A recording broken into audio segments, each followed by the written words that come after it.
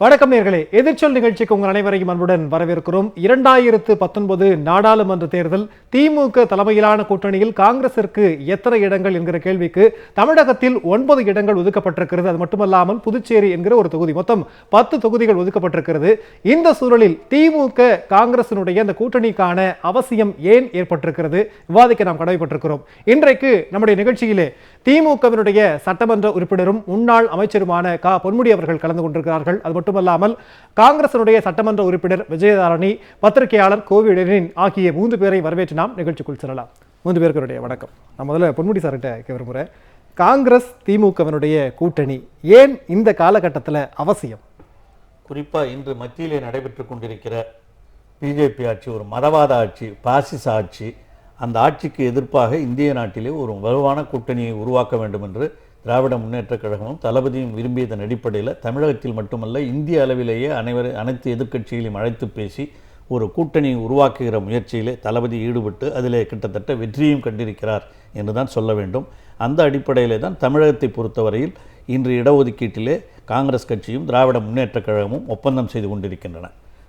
நிச்சயமா சார், இந்த கூட்டணி அப்படிங்கிறது 2004 பெற்ற அதே ஒரு வெற்றி மீண்டும் கிடைக்குமா அப்படிங்கிற ஒரு கேள்விதான். அந்த 2004 விஷயங்கள் நம்ம எடுத்துக்கிட்டோம் அப்படின்னா பாமக மட்டும் அந்த கூட்டணியில் இல்லை, மற்ற எல்லா கட்சிகளும் இன்றைக்கு திமுகவுடன் தான் இருக்கிறது. அந்த வெற்றியை நம்ம எதிர்பார்க்கலாம். இப்போ பாமகவை பொறுத்தவரையில் அவங்களுக்கு மைனஸ் தான். போன தடவை எலெக்ஷன் நின்னாங்க சட்டமன்ற உறுப்பினர் தொகுதியில், ஒரு இடம் கூட வெற்றி பெற முடியவில்லை. அவர்களை பொறுத்த வாக்கு வங்கி இருக்குதுன்னு சொல்லிட்டு இருக்காங்களே தவிர அது கூட இப்பொழுது பார்த்தீங்கன்னா இன்றைக்கி அந்த மாநிலத்தினுடைய இளைஞரணி அமைப்பாளராக இருக்கிற ராஜேஸ்வரி என்ற மகளிர் அந்த அம்மா பேட்டியெல்லாம் கூட கொடுத்துருக்காங்க. அவங்க கட்சியிலிருந்து விலகி விட்டார்கள். பல பேர் பாட்டாளி மக்கள் கட்சியிலே எதிர்ப்போடு தான் இன்றும் இருந்து கொண்டிருக்கிறார்கள். அவர்கள் அதிமுகவோடு உறவு வைத்துக் கொண்டதை யாரும் விரும்பவில்லை. அதுவும் குறிப்பாக டாக்டர் ராமதாஸ் ஐயா அவர்களும் அன்புமணி அவர்களும் அவர்களை பற்றி விமர்சிக்காததே இல்லை. எந்த அளவுக்கு இவர் அன்புமணியே சொல்லியிருக்கிறார். இந்த சாலையை பற்றி 8 வழிச்சாலை போடுகிற பொழுது அதில் பேசுகிற பொழுது அவரே சொல்லியிருக்கிறார், இந்த 8 வழிச்சாலை போடுவதனுடைய நோக்கம் என்ன தெரியுமா? இது உடனடியாக வளர்ச்சிக்கு தான் வழியும். யாருடைய வளர்ச்சிக்கு என்றால் முதலமைச்சர் எடப்பாடியுடைய வளர்ச்சிக்கு என்று சொல்லியிருக்கிறார். அது மட்டுமல்ல, அடுத்த தேர்தலில் டெபாசிட் கூட அதிமுக வாங்காது என்று சொன்னவர் அன்புமணி. இன்று அந்த கட்சியோடு போய் சேர்ந்து இவர் டெபாசிட் போகிறது இல்லாமல் அவங்களையும் டெபாசிட் போட வைக்கிற முயற்சியாகத்தான் இது இருக்குமே தவிர இதனால் ஒன்றும் பெரிய வலுவான கூட்டணி உருவாகி இருப்பதாக நான் கருதவில்லை. நிச்சயமா சார், அதிமுக கூட்டணியை பற்றி பேசும்போது பொதுவாக திமுகவினுடைய தரப்பிலிருந்து அது ஒரு கொள்கை கூட்டணி எல்லாம் ஒன்றும் கிடையாது, சந்தர்ப்பவாத கூட்டணிங்கிற ஒரு விமர்சனத்தை முன்வைக்கப்படுகிறது. அதே போல திமுக காங்கிரஸ் என்று எடுத்துக்கொண்டால் 2004 2009 கூட்டணி வச்சாங்க, 2014 கிடையாது, இது மட்டும் ஒரு கொள்கை கூட்டணியாங்கிற ஒரு விமர்சனம் இருக்கு இல்லையா? அதை நீங்க எப்படி பாக்குறீங்க? நாங்கள் பெரும்பாலும் கூட்டணி வைக்கும்போது நாங்கள் ஒரு மினிமம் ப்ரோக்ராம் வச்சுட்டு தான் நாங்கள் பிஜேபி கூட சேர்ந்து இருக்கும்போது கூட மினிமம் ப்ரோக்ராம் பண்ணோம். அது மீறினாக்க நாங்கள் ஆட்சி விட்டே வந்திருக்கிறோம். காங்கிரஸை பொறுத்தவரையில் நாங்களோட மிக நெருங்கிய நட்பும் இருந்திருக்கிறது, மிக நெருங்கிய விரோதமும் இருந்திருக்கிறது. இங்கே ஆட்சியெல்லாம் கலைக்கப்பட்டது கூட அந்த காலத்தில் உண்டு. ஆனால் இன்று இருக்கிற பிரச்சனை அதுவல்ல. இன்று இருக்கிற பிரச்சனை பிஜேபி மதவாத சக்தி இந்தியாவிலிருந்து அகற்றப்பட வேண்டும். அதற்கு அனைவரும் ஒருங்கிணைக்கப்பட வேண்டும். அது ராகுல் காந்தி அவருடைய தலைமையிலே ஒருங்கிணைக்கப்பட வேண்டும் என்று திராவிட முன்னேற்றக் கழகமும் தளபதியும் நினைத்துதான் அவர்தான் பிரதமர் என்று கூட அறிவித்திருக்கிறார்கள். அதிலே மற்ற மாநிலங்களில் வருகிற பொழுது வேறுபட்ட கருத்துக்கள் இருக்கலாம். அவர்கள் அந்த தேர்தல் முடிந்ததற்கு பிறகு அமர்ந்து பேசுகிற பொழுது அதற்கான முடிவுகள் எடுக்கப்படும். ஆனால் இன்றைய கட்டாய சூழ்நிலை பாராளுமன்றத்திலே அந்த ஆட்சியை அகற்ற வேண்டும். மாநிலத்திலே ஒரு ஊழலாக நடைபெற்று கொண்டிருக்கிற ஒரு ஊழல் ஆட்சியை நிச்சயமாக அதையும் அகற்ற வேண்டும் என்ற எண்ணம் தமிழகத்து மக்களிடையே இருக்கின்றது. அதை பிரதிபலிக்கின்ற வகையிலே தான் தளபதி அவர்களும் திராவிட முன்னேற்றக் கழகமும் இது போன்ற முடிவுகளை எடுத்திருக்கிறது என்பதுதான் நடைமுறை உண்மை. நிச்சயமா சார். விஜயதாரணி மேடம், 10 தொகுதிகள் ஒதுக்கப்பட்டிருக்கிறது. ஒரு காங்கிரஸ் கட்சியினுடைய ஒரு சட்டமன்ற உறுப்பினராக உங்களுடைய மனநிலை எப்படி இருக்கிறது? இல்லை, அதாவது 40ல் 10 என்று நான் பார்க்கிறேன். கிட்டத்தட்ட 1/4. இன்னைக்கு அது ஒரு நல்ல நம்பர் தான் நான் நினைக்கிறேன். நாங்கள் 15 சீட்டு வேணும்லாம் கேட்டிருக்கோம் அப்படின்லாம் பேசிக்கிட்டாங்க வெளியில. டபுள் டிஜிட் வருமானலாம் கூட நீங்களே கேட்டீங்க போன நிகழ்ச்சியில. ஆனா இது டபுள் டிஜிட் தான். 40ல் டபுள் டிஜிட். நான் உங்களுக்கு பதில் சொன்னேன். 40ல் எத்தனை கொடுத்தாலும் டபுள் டிஜிட் தான், 10ம் டபுள் டிஜிட் தான். நல்ல விஷயம்தான். தமிழகத்தில் 9, புதுச்சேரியும் சேர்த்து 10ங்கிறது ஒரு நிறைவான ஒன்று. இன்னைக்கு அது போக பிற கட்சிகளும் இருக்காங்க இல்லையா? இன்னும் கூட்டணிக்கு நிறைய கட்சிகள் வர வேண்டியது இருக்கு. அந்த கட்சிகளெல்லாம் திருப்தி பண்ணிட்டு பேலன்ஸ் ஃபுல்லாக நாங்கள் நிற்போம்னு சொல்லி இன்றைக்கு தளபதி அவர்கள் தெளிவாக சொல்லியிருக்காங்க. அப்போ இன்னும் சிலர் கூட்டணியில் நிறைய பேர் இடம்பெற வாய்ப்பு இருக்குது. ஆகையால் முதலாவது காங்கிரஸ் கட்சியை அழைச்சு எங்களுக்கு அந்த உரிய மரியாதையை கொடுத்து பேச்சுவார்த்தை நடத்தி அன்போடு எங்கள் தலைவர்களோட வந்து இணக்கமாக அதையெல்லாம் வந்து ஆண்டாண்டு காலமாக இருக்கக்கூடிய நேச்சுரல் அலையன்ஸ் எங்களுடைய அகில இந்திய பொதுச்செயலாளர் திரு KC வேணுகோபால் அவர்கள் அளித்த பேட்டியில் இட்ஸ் அ நேச்சுரல் அலையன்ஸ். ரொம்ப வருஷமாக ரொம்ப ஆண்டு காலமாக நாங்கள் வந்து இணக்கமாக எல்லா விஷயத்திலையும் சென்று கொண்டிருக்கிறோம். மத்திய மாநில அரசுகளுடைய தோல்விகளை இன்னைக்கு தோலுரிச்சு காமிக்கக்கூடிய இடத்துல இன்னைக்கு நாங்கள் வந்து இந்த மெகா அலையன்ஸ் ஏற்பட்டிருக்கு.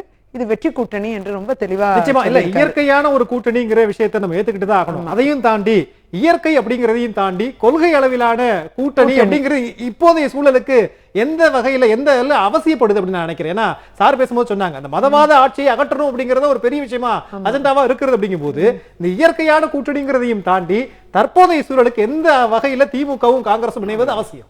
அதாவது இன்னைக்கு அகில இந்திய அளவில் ஐக்கிய முற்போக்கு கூட்டணி காங்கிரஸ் தலைமையிலான ஒரு கூட்டணி, தமிழகத்தில் திமுக தலைமையிலான காங்கிரஸ் மற்றும் அனைத்து கட்சிகளான திமுக தலைமையிலான கூட்டணி.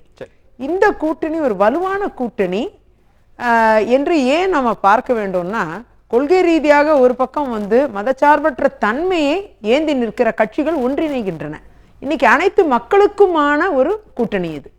நீங்க வந்து ஒரு சிலர் வந்து ஜாதி அடிப்படையில போறாங்க, ஒரு சிலர் பார்த்தீங்கன்னா மத அடிப்படையில போறாங்க. இவங்கெல்லாம் ஒரு கூட்டணி வச்சுக்கிறாங்க ஒரு பக்கம், அதை நீங்க பார்க்கணும். அதுல அதிமுகவை உள்ளத்துக்கு போட்டுக்கிறாங்க அடிஷ்னலா. திராவிடங்கிற ஒரு பேரை சுமந்துருக்கு, ஆனா உள்ள இருக்காங்க.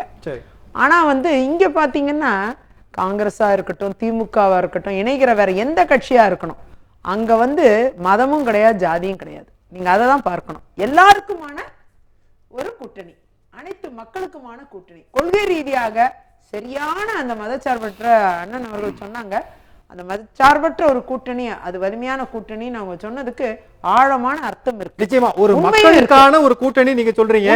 நேற்றைக்கு ராமதாஸ் வந்து இது ஒரு மக்கள் நல கூட்டணின்னு அவர் வந்து நான் சொல்லியே ஆகணும்.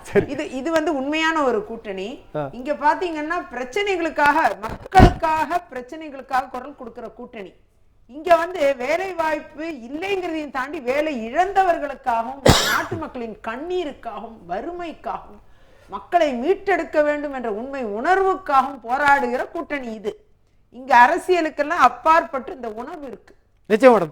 அதே நேரம் நீங்க சொன்ன அந்த கூட்டணி மக்கள் நல கூட்டணின்னு சொல்லிக்கிறாங்க. மக்கள் நலன் அதுல எதுவுமே இல்லைன்னு தளபதி அவர்கள் தெளிவா இப்பதான் பேட்டி கொடுத்தாங்க. அதையும் தாண்டி போன முறை ஒரு மக்கள் நல கூட்டணி இருந்ததையும் நம்ம எப்படி குளிச்சு மூடினாங்கிறதையும் தமிழ்நாட்டுல நாம பார்க்க வேண்டிய ஒன்று.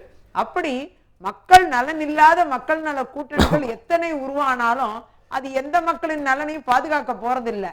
நிச்சயமாக மக்கள் நலன் சார்ந்த கூட்டணி என்றால் கொள்கையில் பிடிப்பிருக்க வேண்டும், மக்கள் பிரச்சனைக்காக உணர்வோடு செயல்பட வேண்டும். அந்த கூட்டணி தான் நாட்டு மக்களுக்கான கூட்டணி, அதுதான் வெற்றி கூட்டணியாக அமையும். நிச்சயமா லெனின் சார், நீங்க திமுகவினுடைய தலைமையில் அமைந்திருக்கக்கூடிய இந்த காங்கிரஸினுடைய இந்த தொகுதி பங்கீடு எப்படி பாக்குறீங்க? மொத்தம் 10 இடங்கள் கொடுக்கப்பட்டிருக்கிற புதுச்சேரி உட்பட உங்களுடைய முதற்கட்ட பார்வை என்ன? நீங்க இப்ப பேசிட்டு இருந்தீங்க இது வந்து கொள்கை கூட்டணி எது கொள்கை கூட்டணி அப்படின்னு.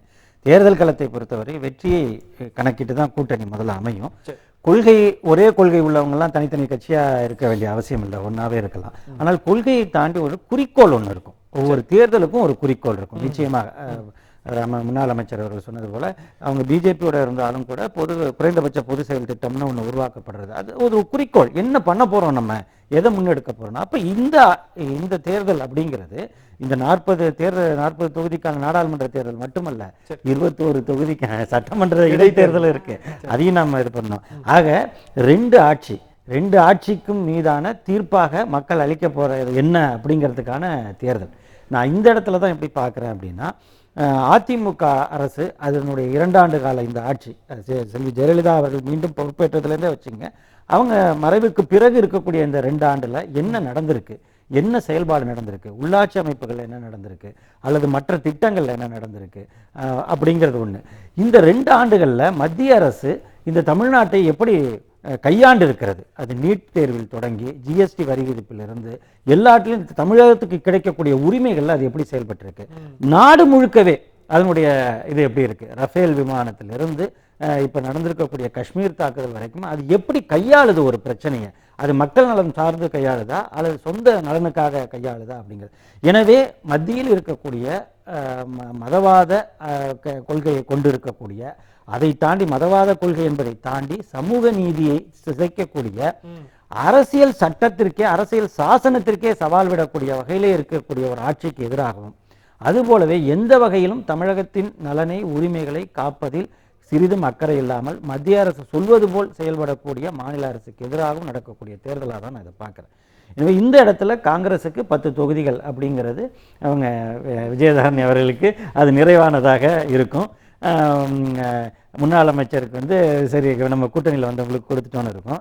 இதுக்கு பிறகு கீழ்மட்டத்தில் அதனுடைய இணைப்பு, எந்தெந்த தொகுதிகளை ஒதுக்குகிறார்கள், அதை எப்படி கொண்டு போகிறாங்க அப்படிங்கிறது. ஆக இதில் என்ன நான் பார்க்குறேன்னா, இந்த கூட்டணியில் இன்னும் அதாவது தோழமை கட்சிகளாக இருப்பவர்கள் கூட்டணி கட்சிகளாக மாறக்கூடிய அந்த பருவம் லாபா பருவத்திலிருந்து வண்ணத்து பூச்சியாக வருவது போல அடுத்த பருவத்தை நோக்கி போகுது. அவங்களுக்கான சீட்டெல்லாம் இருக்கு.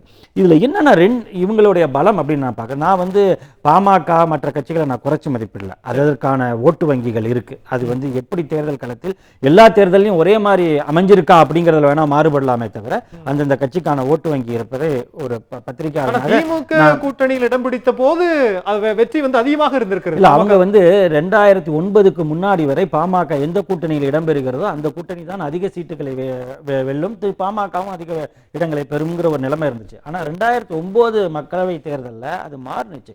அது போட்டியிட்ட 7 தொகுதிகளிலும் அது வெற்றி பெற முடியவில்லை. அதுல இருந்தே நீங்க அடுத்து பாத்தீங்கன்னா 2011 அவர்களுக்கு தோல்விதான். 2014 அன்புமணி அவர்கள் மட்டும் வெற்றி பெற்றார் தவிர மற்றவங்க வெற்றி பெறல. அந்த கூட்டணியும் பெரிய வெற்றியை பெறல. 2016 அவங்களுக்கு இடம் கிடைக்கல. ஆனாலும் அவங்களுக்கான அந்த வட மாவட்டங்களில் அவர்களுக்குன்னு ஒரு வாக்கு வங்கி இருக்கு. அந்த வாக்கு வங்கி கூடியிருக்கா குறைஞ்சிருக்கா அப்படிங்கிறத தாண்டி அது ஒண்ணு இருக்கு.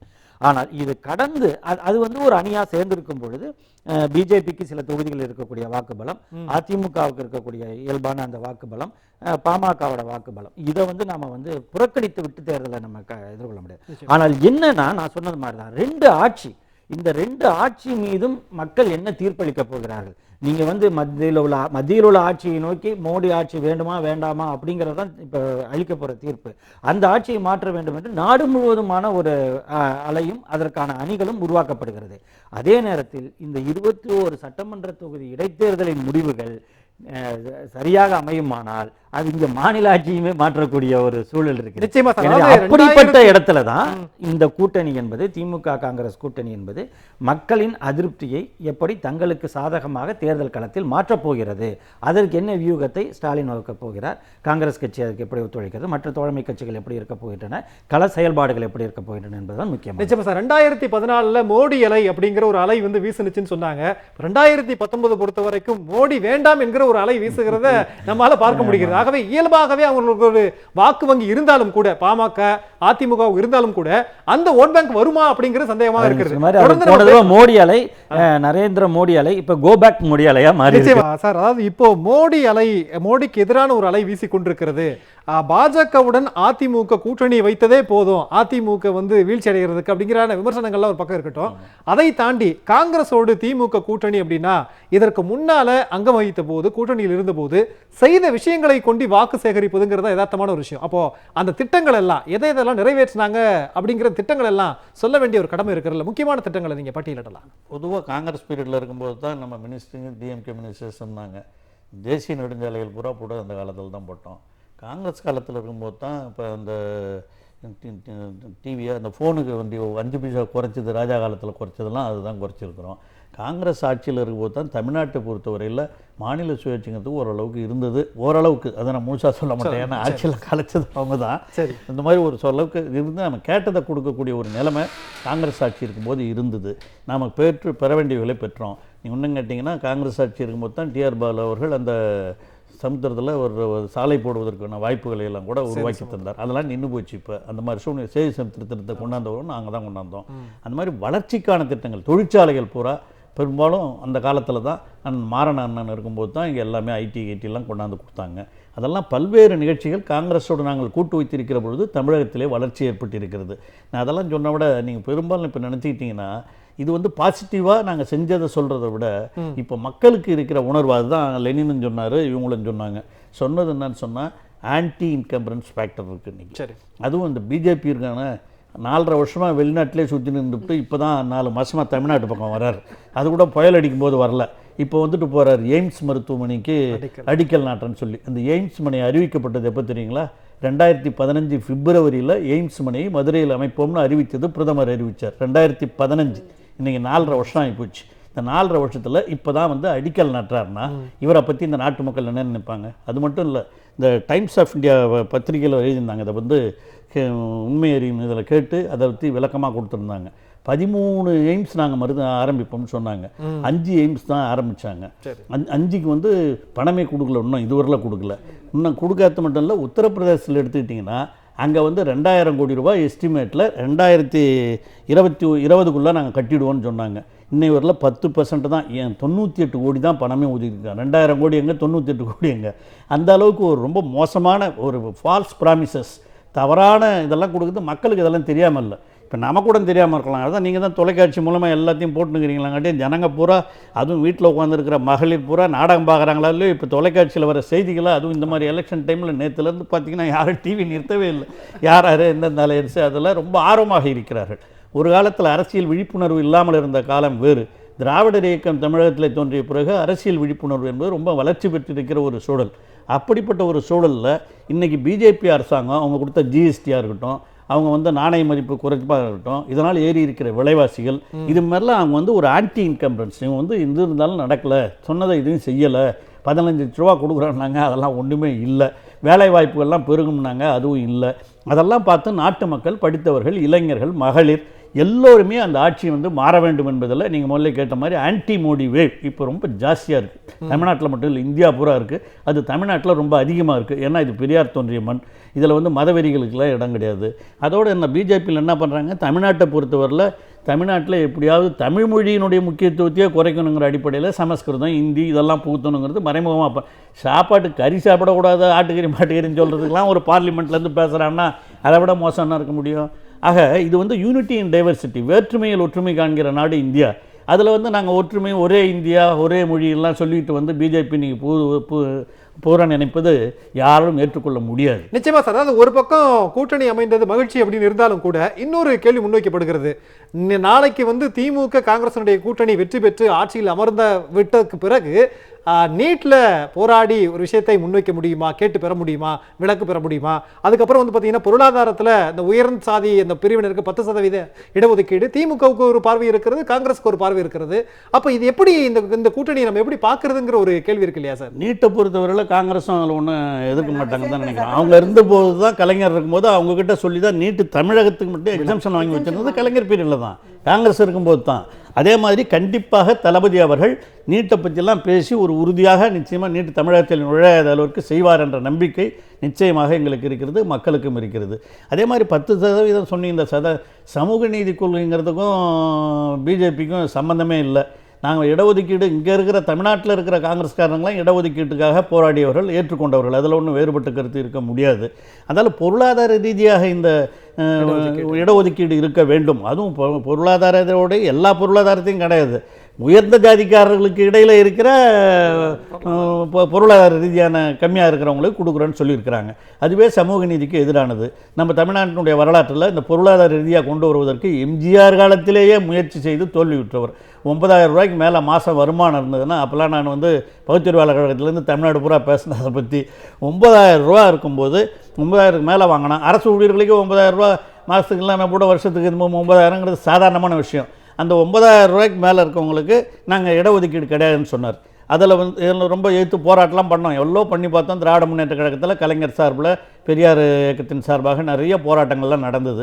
அந்த போராட்டங்கள் நடந்தும் கூட அவங்க மாற்றிக்கல. ஆனால் அடுத்து நடந்த தேர்தலில் முழுமையாக அவங்க வந்து தோற்றுக்கிற பிறகு தான் எம்ஜிஆர் என்ன பண்ணார், வந்த உடனே 9000 பொருளாதார ரீதியால் கொடுத்த உத்தரவை நான் திரும்ப பெறுகிறேன்னு பெற்றார். அந்த மாதிரி பெற்றார். இப்போ அந்த மாதிரி ஒரு தேர்தல் முடிவு வரும். மத்தியில் யார் வந்தாலும் நீட்டே வேணான்றது திரும்ப பெறக்கூடிய அளவிற்கு இந்த தேர்தலுடைய முடிவு இருக்கும் என்பது என்னுடைய நம்பிக்கை. நிச்சயமா சார். விஜயன் மேடம், அதாவது இப்போ அதிமுகவினுடைய இந்த எதிரணியில் பொறுத்த வரைக்கும் பாமகவிற்கு 7, பாஜகவிற்கு 5, இன்னும் தேமுதிகவோட பேச்சுவார்த்தை நடத்திட்டு இருக்கிறாங்க. இன்னும் சிறு சிறு கட்சிகள், 3-4 கட்சிகள்லாம் இணைய இருக்கிறது அப்படிங்கிறது தான். அப்போ லெனின் சார் ஏற்கனவே சொன்ன மாதிரி நம்ம அவங்கவுங்களுக்கு கொஞ்சம் ஒரு ஓட் பேங்க் இருக்கு. அப்படிங்கும்போது திமுகவினுடைய கூட்டணியை விட ஒருவேளை அவங்க பலமா இருப்பாங்களோ அப்படிங்கிற ஒரு விமர்சனமும் வைக்கப்படுகிறது. அதை நீங்க எப்படி பாக்குறீங்க? ஏன்னா கொஞ்சமா ஓட் பேங்க் இருந்தாலும் கூட அதை வந்து அதிகரிச்சுக்கிறாங்க அப்படிங்கிற விஷயம் இருக்கு இல்லையா? இருக்கு. ஆமா, நீங்க சொன்ன அந்த கேள்விக்கு வர்றதுக்கு முன்னாடி அண்ணன் காங்கிரஸ் கூட்டணியில் வந்து நிறைய விஷயங்கள் வந்து தமிழ்நாட்டுக்கு திமுகவால் கொண்டு வரப்பட்டதுன்னு சொன்னது வந்து ரொம்ப பாராட்டக்கூடிய ஒன்று. நிறைய விஷயங்கள் நடந்திருக்கு. இன்னைக்கு அப்படி நடக்கலைங்கிறது அவர் சுட்டி காமிச்சிருக்காரு. இன்னைக்கு குறிப்பா பாத்தீங்கன்னா இதையே இப்ப நடந்த சட்டமன்றத்தில் பொது முடிஞ்ச பதிலுரையில இவர் திரு ஓ பன்னீர்செல்வம் அவர்கள் துணை முதலமைச்சர் நிதியமைச்சர் அவர் பதிலுரையிலே சொல்றாரு, நீங்க வந்து காங்கிரஸ் ஆட்சி காலத்துல நீங்க தான் நிறைய கொண்டு வந்து சேர்த்தீங்க அப்படின்ட்டு 3 தடவை அதே சொன்னாரு. ஸோ அந்த கிரெடிட்டை அதிமுகவே கொடுக்குது. நீங்க இன்னைக்கு சட்டசபையில பதிவுகளில் இருக்கு. இப்போ ரீசெண்டாக போன வாரம் நடந்த கூட்டத்தொடரில். ஸோ இது வந்து தமிழகத்திற்கு அதிகமான திட்டங்களையும் நிதிகளையும் கொண்டு சேர்த்தது திமுக கழகம் காங்கிரஸ் ஆட்சி காலத்தில் அப்படிங்கிறது நிரூபிக்கப்பட்ட ஒன்று. இன்னைக்கு அது நடைபெறலைங்கிறது அவங்களே ஏற்றுக்கிறாங்க. பட்ஜெட்டில் ஃபுல்லாகவே குறையான பட்ஜெட்டு, எந்த திட்டத்துக்கும் நிதி வழங்கலன்ட்டு மத்திய அரசை குற்றச்சாட்டு சொல்கிறாங்க. அதையும் தாண்டி இப்போ பிஜேபியோட கூட்டணி வச்சுக்கிட்டு இருக்காங்க. அதனாலேயே அவங்க கொஞ்சம் நஞ்சம் வாங்குறதும் வாங்காமல் போயிடுவாங்க. அது என்னோட உங்களோட கேள்விக்கான அடுத்த பதில். அது என்னென்னா, பாஜகவோட கூட்டணி வச்சதுனால அவங்களுக்கு ஏதோ அந்த ஓட் பேங்க், அவங்களுக்கு ரெட்டலைக்குன்னு ஒரு ஓட் பேங்க் இருக்குன்னு சொல்கிறாங்க இல்லையா. அம்மையார் ஜெயலலிதாக்கு அப்புறம் அது என்ன இருக்குன்னு இன்னும் தெரியல. அது ஒன்றும் இல்லைங்கிறது இன்னும் கடுமையாக அந்த பிஜேபியால் அவங்க கீழே புறந்த தள்ளப்படுவாங்க தமிழகத்தில். தமிழக மக்களின் மனோநிலை அப்படி இருக்கு. நீங்கள் சோஷியல் மீடியாவை வச்சு நான் முடிவெடுக்கல. மனநிலையை நேரடியாக களத்தில் வந்து பல இடங்களில் பல்வேறு மீட்டிங்ஸ் நடக்கும்போதும் பல்வேறு மக்களை சந்திக்கும் பொழுதும் பல்வேறு தரப்பட்ட மக்கள் பொதுமக்களோட கால்ஸ் ஃபோன்ஸ் எல்லாம் ரெகுலராக எடுக்கிற ஆள் நான். என்னை பொறுத்தவரை தெரிஞ்சவங்க ஃபோன் மட்டும் எடுக்கிறது இல்லை. சாமானிய மக்கள் நெட்டில் போய் என் நம்பரை தேடி கூப்பிட்றவங்கலாம் கூட இருக்காங்க. இப்படி சாமானிய மக்கள்கிட்டருந்து கிடைக்கக்கூடிய இந்த தகவல்கள் பார்த்திங்கன்னா இன்றைக்கி கடுமையான வெறுப்பு மத்திய பாஜக மேலேயும் மாநிலத்திலையும் இருந்துகிட்ருக்கு. அதோடைய பிரதிபலிப்பு இன்னைக்கு பாஜகவோட இந்த அதிமுக சேர்ந்ததால சரிவு, நம்பர் 1 சரிவு. ரெண்டாவது பாத்தீங்கன்னா இருக்கிறது இல்லாம போறதுக்கு பாமக கூட்டணி. ஏற்கனவே பாமக வசப்பாடி திட்டிருக்காங்க. அந்த வீடியோ எல்லாம் பயங்கரமா ஓடிக்கிட்டு இருக்கு. நிச்சயமா பாஜகவை விமர்சிக்கிறதை விட பாமக அது நீங்க பாத்தீங்கன்னா இந்த கூட்டணின்னு அறிவிச்ச இந்த 2 நாளா எங்க வாட்ஸ்அப் எங்க இது எல்லாமே வந்து பிளாக் ஆகுற அளவுக்கு அப்படியே மக்கள் போட்டு தள்ளுறாங்க அந்த கிளிப்பிங்ஸை. எந்த அளவுக்கு அவங்க டாக்டர் ராமதாஸ் அவர்களும் டாக்டர் அன்புமணி அவர்களும் எந்த அளவுக்கு இவங்களை திட்டியிருக்காங்க, விமர்சிச்சிருக்காங்க, பிஜேபியை விமர்சிச்சிருக்காங்க, அதெல்லாம் ஓடிட்டு இருக்கு. இப்ப குழப்பமா இருக்கு மக்கள் மத்தியில. பாமக கூட்டணிங்கிறாங்க, ஆனா ஏன் திட்டுறாங்க, எப்ப திட்டினாங்கன்னு தெரியறதுக்கு முன்னாடி இப்பயே திட்டிக்கிட்டு இருக்காங்க. ஏதோ கூட்டணிங்கிறாங்க ஆனா திட்டுறாங்க. இதுதான் மெசேஜ் போய்கிட்டு இருக்கு. இதை வந்து அவங்களால மக்களை கன்வின்ஸ் பண்ணவே முடியாது. இது கடுமையான குழப்பத்திற்கு இந்த பாமக உள்ளாக்கிருச்சு. சாமர்த்தியமா வந்து போன தடவை காங்கிரஸ் கூட்டணியில் அவங்க திமுக கூட்டணி எல்லாம் வந்த பொழுது அருமையாக ஒரு கேபினெட் அமைச்சர் போஸ்ட் கொடுத்து ஒரு ஹெல்த் மினிஸ்டர் ரேங்க் கொடுத்து அப்படி ஒரு அங்கீகாரத்தை அந்த கட்சிக்கும் கொடுத்து அதோடைய திரு அன்புமணி ராமதாஸுக்கும் அந்த அங்கீகாரத்தை கொடுத்தாங்க. அதே அங்கீகாரத்தை போன 5 வருஷம் எம்பியா இருந்தாரு அவருக்கு இந்த பிஜேபி கொடுத்துச்சா? அவரை கண்டுக்கவே இல்லை. அவைக்கு வந்தா ஹலோ கூட சொல்றது கிடையாது பார்லிமெண்ட்ல. நாங்கெல்லாம் இதெல்லாம் வேடிக்கை பார்த்துட்டு தான் இருக்கோம். அப்படிலாம் இருந்தோம் இவங்க ஏன் போய் அங்க விழுந்தாங்கன்னு எங்களுக்கே தெரியல. ஆச்சரியமா தெரியல. அப்படிங்கிறது வந்து நீங்க வந்து உங்களுக்கு ஒரு பெரிய மனசா இருக்கலாம். ஆனா எல்லாருமே சொல்லிக்கிறாங்க இது ஒரு பணம் அப்படின்னு சொல்லி. இல்ல அது நீங்களும் நானும் சொல்றதை விட அவங்க சொந்த எங்க கட்சியில இருக்கிற சம்பந்தி டாக்டர் விஷ்ணு பிரசாத் எங்க கட்சியில இருக்காரு, செயல் தலைவரா இருக்காரு.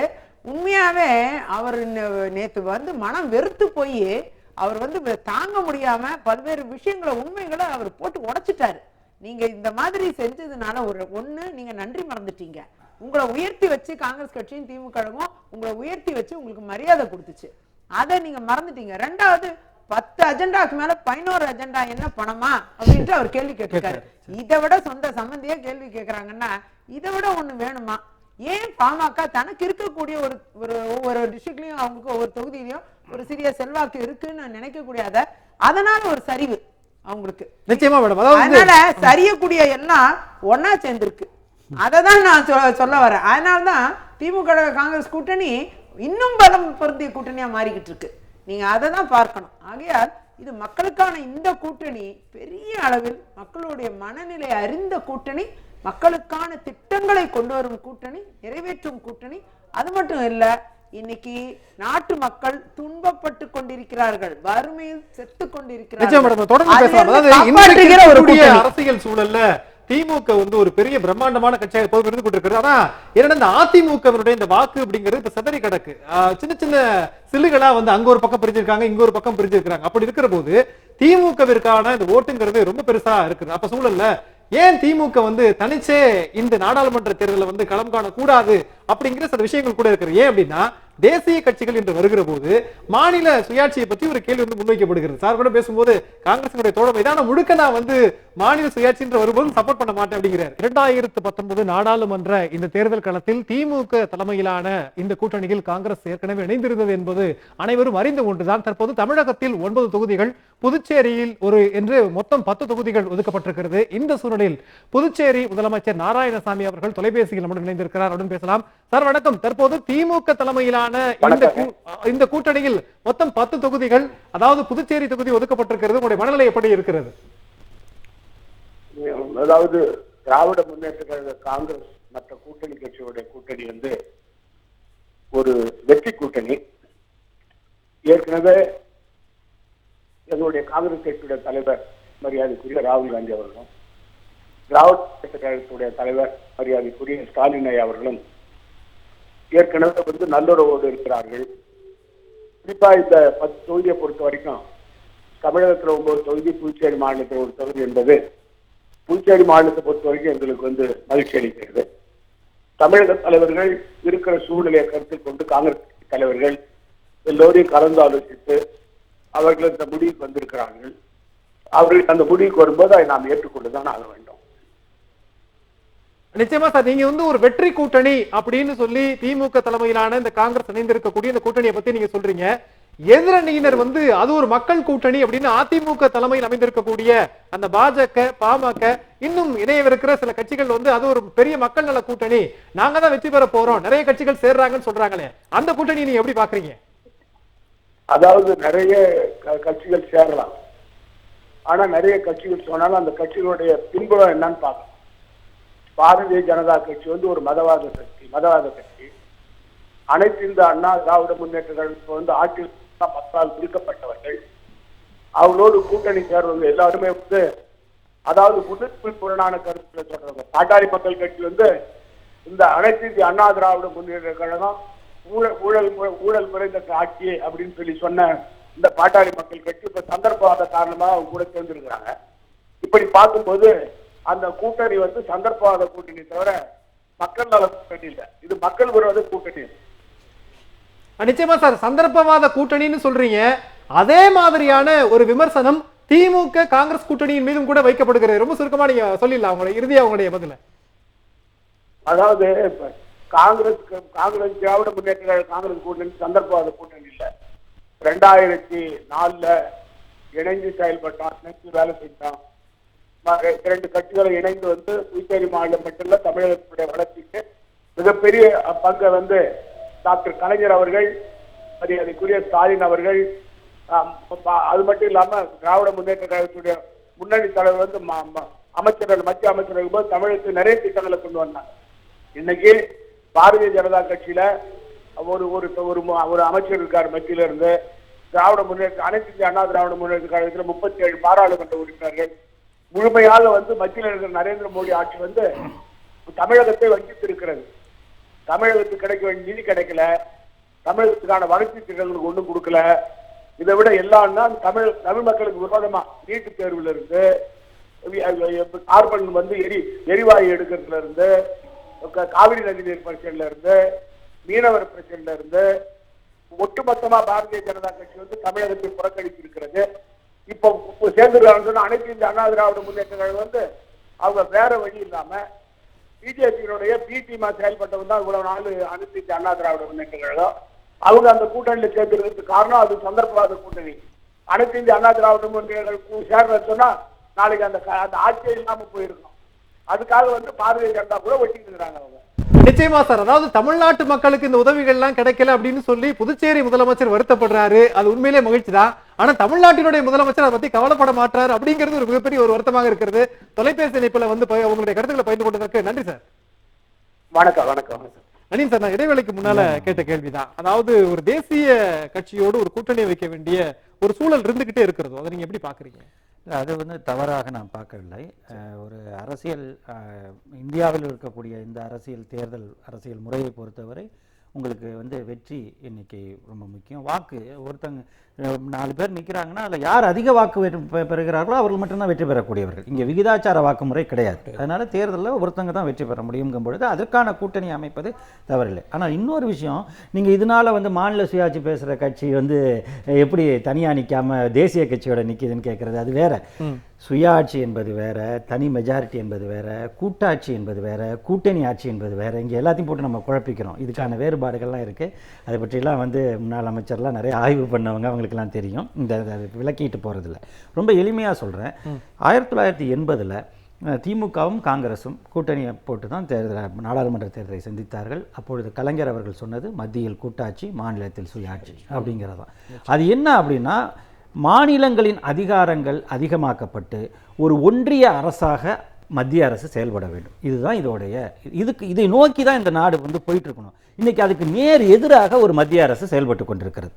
இவங்க சொன்ன மாதிரி காங்கிரஸ் ஆட்சியில் ஒன்றும் முழுசா அந்த இது கிடைச்சிடலைன்னா கூட படிப்படியாக சில கோரிக்கைகள் நிறைவேற்றப்படக்கூடிய சூழலில் மாநிலத்தின் உரிமைகளை மதிக்கக்கூடிய அளவில் குறைந்தபட்சம் அந்த நேரத்தில் அமைதி காக்கிற அளவுக்காவது எதிரி போகாமல் இருக்கிற சூழல். இன்னைக்கு அப்படி இல்லை. நீங்கள் எல்லாவற்றையும் பாருங்கள். நீட் தேர்வு சம்பந்தமாக சட்டமன்றத்தில் நிறைவேற்றப்பட்ட அந்த தீர்மானம் எங்கன்னா ஃபைலை காணோம்னு சொல்ற ஒரு மத்திய அரசு இருக்குது. ஜிஎஸ்டியில் மாநிலங்களுக்கான உரிமைகள் பறிபோகுது, அந்த நிதி எங்க வருது அப்படின்னு கேட்டா இல்லை. மாநிலங்களுக்கான நிதி உரிமைகள் மறுக்கப்படுது. நீங்க வந்து காவிரி மேலாண்மை ஆணையம் முடிவு பண்ணி அதுதான் ஒரு இதை பண்ணனா மேகதாட்டு அணைக்கு நீங்க வந்து சுற்றுச்சூழல் அனுமதியை கொடுக்குறீங்க. ஆக மாநிலங்களுடைய உரிமைகள், அவங்க சொன்ன மாதிரி மொழி, நாளைக்கு வந்து தாய்மொழி தினம், பிப்ரவரி 21ங்கிறது தாய்மொழி தினம். நாளைக்கு வந்து இந்தி பிரச்சார சபாவில் ஒரு நிகழ்வுக்கு வந்து குடியரசுத் தலைவர் வரக்கூடிய சூழல் இருக்குது. ஆக தாய்மொழி இருக்கிற நாளில் இந்த மாதிரி நிகழ்வுகளை நடத்துறது அப்படின்னு குறைஞ்சபட்சம் என்னன்னா இந்த நாளில் வேணாம் அப்படிங்கிற ஒரு எண்ணமாவது இருக்கு. இன்னொரு நாள் வச்சுக்கலாம், வைக்கக்கூடாதுன்னு சொல்ல, இந்தி மொழிக்குமான வளர்ச்சியும் கொடுக்கணும், அது வேற, நான் அது சொல்லலாம். ஆனால் எந்த நாள் அப்படின்னு ஆக எல்லா வகையிலுமே வந்து அடக்கப்படுற இந்த சூழலில் தான் நீங்கள் வந்து ஒரு மத்தியில் இந்த மாதிரியான ஒரு இணக்கமான மதசார்பற்ற தன்மை கொண்ட அனைத்து மக்களின் உரிமைகளும் பாதுகாக்கப்படுகின்ற ஒரு ஆட்சி வேணும். இன்னொன்று மிக முக்கியமான தேர்தல், இதெல்லாம் நம்ம கொள்கை ரீதியாக சித்தாந்த ரீதியாக பேசுகிறோம். தேர்தல் களத்தில் ஒன்று சொல்கிறேன். போன முறை அவங்க என்ன சொன்னாங்க, பிஜேபி வழக்கத்துக்கு மாறாக மோடின்னு ஒரு தனி மனிதரை நிறுத்தி அது வந்து பிரச்சாரம் பண்ணுச்சு. கட்சியின் கொள்கை அதெல்லாம் தாண்டிட்டு அவங்க RSS சித்தாந்தத்தை முன்வைக்கக்கூடியவர்கள் தனி மனிதரை நிறுத்துறாங்க. அப்போ என்ன ஆச்சு, மோடிக்கு எதிராக யார் இருக்கான்னு 4.5 வருடங்கள் இந்த நாட்டில் கேள்வி கேட்டுட்டு இருந்தாங்க. ஒருத்தர் கூட இல்லைன்னு. ஆனால் தமிழ்நாட்டில் இருந்தால் முத அது பிரகடனப்படுத்தப்படுகிறது. நாங்கள் வந்து பிரதமர் வேட்பாளராக ராகுல் காந்தியை முன்மொழிகிறேன் அப்படின்னு திமுக தலைவர் மு.க. ஸ்டாலின் வைக்கிறாரு. அதன் பிறகு அதற்கான ஆதரவான ஒரு சூழலோ அல்லது இணக்கமான சூழலோ வெளிப்படையாக இல்லைன்னா கூட அப்படியான ஒரு சூழல் வருது. அப்போ அந்த இடம் மோடிக்கு எதிரான அப்படின்னு ஒரு நிலை வந்து வருது இல்லை. அப்போ வந்து ஒருத்தங்களை நீங்க முன்னிறுத்தி தான் ஆகணும். அப்படி இல்லைன்னா அது தேர்தல் களம் போட்டியே இருக்காது. அது வந்து சரியான போட்டியாக இருக்காது, சமமான போட்டியை உருவாக்க முடியாது. நீங்க அந்த மாதிரி தான் போன எலெக்ஷன்ல எங்க மேல இருந்த குற்றச்சாட்டு நீங்க யாரு பிரதமர்னு சொல்லல, அதனால சொன்னாங்க. அது சொன்ன பிறகு ஏன் சொன்னீங்க? அன்னைக்கு வந்து இன்னொன்னு சொல்றேன், அந்த களம் என்னாச்சு, அந்த போன நாடாளுமன்ற தேர்தலில் திமுகவால் வெற்றி பெற முடியலன்னா யாரை முன்னிறுத்துறதுன்னு அவங்களுக்கு அப்போ இல்லை. ஆனால் இப்போ அப்படி இல்லை இருக்கு. ஆனால் முக்கியமான ஒன்று, இப்போ வந்து ஐக்கிய முற்போக்கு கூட்டணி ஆட்சியில் தமிழ்நாட்டுக்கு வந்து காங்கிரஸும் திமுகவும் என்ன செய்தது அப்படின்லாம் இவங்க சொன்னாங்க. இவங்க சொன்னது இருக்கட்டும், மோடி வந்து கேட்டார், திருப்பூரில் அவர் மேடையில் நின்று கேட்டார், என்ன செய்தது காங்கிரஸும் கூட்டணி கட்சி என்ன செஞ்சது? எப்போ தெரியுமா கேட்குறாரு, மெட்ரோ ரயில் திட்டம்ங்கிறத ஒன்று தொடங்கி வச்சுட்டு அவர் இந்த கேள்வியை கேட்குறாரு. அந்த மெட்ரோ ரயில் திட்டமே காங்கிரஸ் திமுக முற்போக்கு கூட்டணியால சென்னைக்கு கிடைச்ச ஒரு திட்டம். அந்த திட்டத்தை தொடங்கி வச்சுட்டே அவர் கேள்வி கேட்கும் பொழுது என்ன பிரச்சனைனா, இதுக்காக நீங்க வந்து செஞ்ச திட்டத்தை திட்டத்தை ஜெயலலிதா அம்மையார் இருக்கும்போது மெட்ரோ ரயிலே வரவிட மாட்டேன்னு சொன்னவங்க. ஆனா இப்ப என்ன அப்படின்னா, இதுதான் முக்கியம். இங்க வந்து நீங்க செஞ்சதை சொல்றது மட்டும் இல்ல, உங்களுக்கு ஆதரவானதை சொல்றது மட்டும் இல்ல, உங்களுக்கு எதிர்ப்பான விஷயங்கள் தான் கடந்த முறை காங்கிரஸ் திமுகவை பலவீனப்படுத்தியது. 1,76,000 கோடி அப்படின்னு சொல்லி புதாகரப்படுத்தப்பட்ட ஒரு விஷயம் நீதிமன்றத்துல போய் அது என்ன இல்ல. அப்ப ஒண்ணுமே ஜீரோ லாஸ்ங்கிற அன்னையிலிருந்து கபில் சிபல் சொல்லிட்டு இருந்தாரு. அப்ப யாருமே அதை நம்பல, யாருமே கேட்கல. அது எப்படி ஊடகத்துல கொண்டு போனாங்க, சமூக வலைத்தளங்களை கொண்டு போனாங்க. ஆனால் இந்த 5 ஆண்டு காலமும் இந்த 2 ஆண்டு காலமும் தமிழ்நாட்டிலும் 5 ஆண்டு காலம் இந்தியாவிலும் என்ன நடந்திருக்குங்கிற அதை நீங்க இந்த கூட்டணி எப்படி எடுத்துட்டு போகுதோ அதை பொறுத்துதான். நிச்சயமா சார். பொன்முடி சார்ட்ட இறுதியா ஒரு கேள்வி சுருக்கமா கூட நீங்க சொல்லலாம் சார். இப்போ அதிமுகவினுடைய அந்த கூட்டணியை பொறுத்த வரைக்கும் நாடாளுமன்றம் அப்படிங்கிறதையும் தாண்டி இந்த 21 தொகுதிகளுக்கான இடைத்தேர்தல் ஒரு பெரிய அஜெண்டாவா இருக்கிறது. பாஜகவா இருக்கட்டும், பாமகவா இருக்கட்டும், நிபந்தனையற்ற ஆதரவுன்னு அதான் முதல்ல அறிவிக்கிறாங்க. இந்த முடிவுக்கு பின்னால எடப்பாடி ஒரு மிகப்பெரிய ராஜதந்திரி அப்படி எல்லாம் சொல்றாங்களே, அந்த கருத்தை நீங்க எப்படி பாக்குறீங்க? அதாங்க தளபதி நல்லா சொல்லியிருக்காரு. இன்னைக்கு நாங்கள் செஞ்ச சாதனைகளை சொல்லி நாங்கள் கொண்டு கேட்குறோம். விவசாயிகள் இன்னைக்கு கூட ஊராட்சி கூட்டங்களில் பேசும்போது தளபதி சொன்னது விவசாயிகளுக்கு இலவச மின்சாரம் கொடுத்தது, 7,000 கோடி கடனை தள்ளுபடி பண்ணது, இதெல்லாம் சொல்லியிருக்காரு. இவங்க அந்த மாதிரி எதனா சாதனைகள் இதுவரையில் பண்ணியிருந்தாங்கன்னா சொல்லலாம், அதெல்லாம் ஒன்றும் கிடையாது. இவங்களை பொறுத்தவரையில் ஆட்சிக்கு இப்போ மைனாரிட்டி வரக்கூடிய எண்ணிக்கை அடிப்படையில் குறைய ஆரம்பிச்சிருச்சு. இந்த எண்ணிக்கை எப்படியாவது சரி பண்ணி இந்த 21 நடந்தால் பண்ண முடியுமான்னு இவங்களெல்லாம் கூப்பிட்டு, இவருக்கு பார்லிமெண்ட் இப்போ முக்கியம் கிடையாது, இங்கே ஆட்சியை காப்பாற்றிக்கணும். அதுவும் அடுத்த ஆட்சி பாராளுமன்றத்தில் வந்ததுன்னா நிச்சயமாக அந்த ஆட்சி இருக்க போகிறதே கிடையாது முதல்ல. அதனால தான் தளபதி இன்னைக்கு கேட்கும்போது கூட சொன்னார், முதல்ல அந்த 21 தொகுதிக்கு தேர்தல் அறிவிக்கிட்டோம், அப்புறம் நாங்கள் எப்படின்னு சொல்கிறோன்னு தளபதி சொல்லியிருக்காரு. ஆக இந்த 21 தொகுதியில் இவர் பெரிய ராஜதந்திரெல்லாம் ஒன்றும் கிடையாது. அவர் அந்த நேரத்தில் ஏதோ கொடுத்துட்டு 7 சீட்டு 5 சீட்டு இதெல்லாம் கொடுத்து பண்ணிட்டு போறாரு தவிர அவருக்கு எப்படியாவது தன்னை காப்பாற்றிக்கணும், அது எது கொண்டாலும் செய்கிறாரு. பிஜேபிக்கு அடிப்படை பிஜேபிக்கு இன்னொன்று சொல்கிறாங்க, பிஜேபிக்கு இவர் இவ்வளோ நிறைய கேட்டாங்க, இவர் 5 கொடுத்ததே இவர் பெரிய தந்திரசாலி அப்படின்னு சொல்கிறாங்க. 5 கொடுத்ததே அழகு தானல்ல, இவர் பிஜேபியே வேணான்ல தம்பிதுரை பாராளுமன்றத்தில் பேசுகிறாரு. இவங்களும் அப்படி தானே சொல்லிட்டு இருந்தாங்க. பத்திரிகையாரம் கூட என்ன எழுதுனாங்க, பிஜேபி இவரை மிரட்டுறாங்க அப்படின்னு எழுதினாங்க. இந்த 5 சீட்டே மிரட்டி வாங்கினது தான் சார். அது சாதாரணமான கேஸாக எடப்பாடி அவர் இதெல்லாம் கொடநாட்டு கேஸ்ல இருந்து பல்வேறு கேஸுகள் அவர் மேலே இருக்கு. இதெல்லாம் வாட்டி மிரட்டி தான் 5 சீட்டு வாங்குறாங்களா. பிஜேபிக்கு எங்க தமிழ்நாட்டில் 5 சீட்டு கொடுக்குற அளவுக்கு என்ன இருக்கு? 1 சீட்டு 2 சீட்டே ஜாஸ்தி, இதுவரை ஜெயிச்சது 1 தானே இருக்காங்க, ஒண்ணுமே இல்லையே. அப்படிப்பட்டவருக்கு 5 சீட்டு கொடுத்ததே நான் என்ன பொறுத்தவரை அதிகம்னு நினைக்கிறேன். அதிமுக கூட்டணியில் பிஜேபிக்கு 5 கொடுத்ததே அதிகம். ஒண்ணுமே இல்லாத ஒரு கட்சிக்கு கொடுக்குறாங்கன்னா அவங்க மத்தியில் ஆட்சியில் இருக்கிறாங்க, மிரட்டுறாங்க. தளபதி அடிக்கடி சொல்ற மாதிரி உக்கா ஊழல் எல்லா ஊழலும் அங்கே இருக்கிற காரணத்தினால அதுக்கு பயந்து போய் செய்கிறாங்க. எங்களை பொறுத்தவரையில் நாங்கள் தமிழகத்தை நீ கேட்டீங்க, காங்கிரஸோடு இருக்கும்போது காங்கிரஸ் செய்தது தமிழ்நாட்டுக்கு என்னென்னு, கலைஞர் இருக்கும்போது திராவிட முன்னேற்ற கழக ஆட்சியில் தமிழ்நாட்டுக்கு நடைபெற்ற நன்மைகள் என்னென்னு அதை சொன்னாவே எங்களுக்கு போதும். இப்போ மக்கள் உணர்ந்து இருக்கிறாங்க.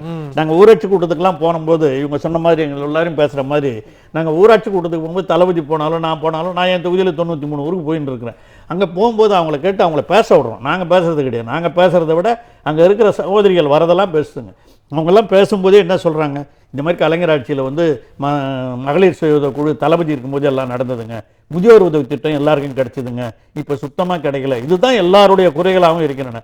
தண்ணி வசதி இல்லைங்க, நீங்கள் இருக்கும்போது நீங்கள் மந்திரியாக இருக்கும்போது கட்டி கொடுத்த டேங்க் தாங்க இருக்குது, ஆனால் அதுக்கு இன்னும் தண்ணி வருதான்னு பார்க்கறது கூட இப்போ ஆள் கிடையாது. நிச்சயமா. அதாவது அதிமுக கூட்டணியில் பொறுத்த வரைக்கும் பாஜகவிற்கு ஒரு தொகுதி ஒதுக்கீடுலாம் பண்ணி முடிச்சாச்சு. பாஜக அதிர்ச்சி அப்படிங்கிற செய்தி தான் நம்மளால பார்க்க முடிஞ்சது. ஆனால் திமுக கூட்டணியில் காங்கிரஸுக்கு இடம் ஒதுக்கீடு செய்யப்பட்டிருக்கிறது. வேணுகோபால் பத்திரிகையாளர்கள் சந்திக்கிறாரு, நாங்க முழு மனசோட ஏத்துக்கிறோம், மகிழ்ச்சியாக இருக்கிறோம்னு. இதுதான் திமுக காங்கிரஸ் கூட்டணிக்கு கிடைத்த முதல் வெற்றி. 3 பேரும் உங்களுடைய கருத்துக்களை ரொம்ப அழகா முன் வச்சீங்க. நேரம் முடித்துக் கொள்ள வேண்டிய கட்டாயம். 3 பேருக்கு என்னுடைய நன்றி. நேர்களை மீண்டும் ஒரு நிகழ்ச்சியில் சந்திக்கலாம். நன்றி, வணக்கம்.